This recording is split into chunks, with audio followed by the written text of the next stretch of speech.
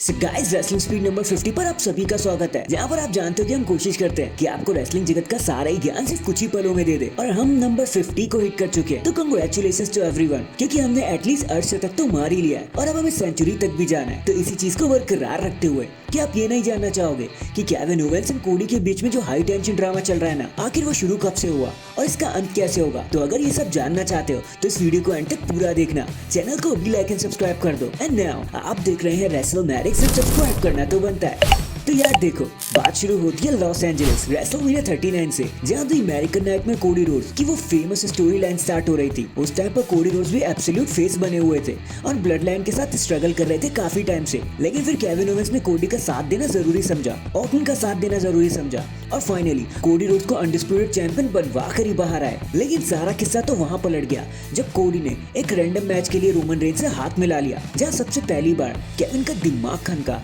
कि भाई यार, मैंने इतनी हिम्मत करी, मैंने अपनी जान लगा दी रोमन को डिथ्रोन करने के लिए और मेरे दोस्त कोडी ने उसका साथ देना शुरू कर दिया। अब ये चीज कोडी के लिए तो सही थी, लेकिन केविन ओवेंस को यहाँ से नाराजगी महसूस होने लगी। अब केविन ओवेंस का गुस्सा 7वें आसमान पर था कि उन्होंने नॉट ओनली कोडी रोड्स पर अटैक किया, बल्कि उनके दोस्त रेंडी ऑर्टन को भी मारा, उन्हें एलिमिनेट कर दिया। और एक नहीं बल्कि दो बारी केविन ओवेंस ने उस बैंड पाइल ड्राइवर मूव को यूज किया, जिसकी वजह से उन्हें सस्पेंड भी होना पड़ा था। एंड अब क्योंकि केविन ओवेंस पूरी तरीके से पिस ऑफ हो चुके हैं, तो उन्हें लगता है कि कोडी रोड्स को चैंपियन ही नहीं होना चाहिए और बस यहीं से सारा इतिहास पलट जाता है। क्योंकि अब कोडी एंड केविन एक बारी फिर से लड़ने वाले हैं, एक बारी फिर से एक दूसरे के सामने आने वाले हैं, जहां एटलीस्ट एक बारी तो केविन साबित कर ही देंगे कि उनकी नाराजगी एकदम जायज है।